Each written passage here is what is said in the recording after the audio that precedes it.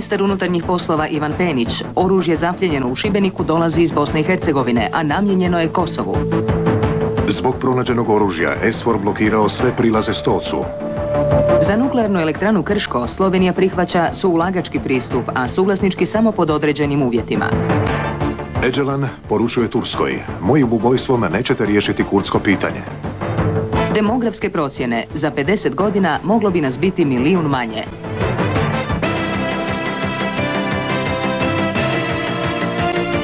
U središte zbivanja vodi vas Branko Nađvinski.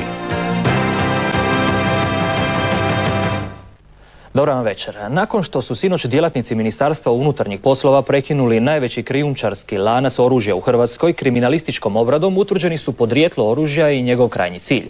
Pojedinosti u ekskluzivnoj izjavi za Dnevnik razjašnjava prvi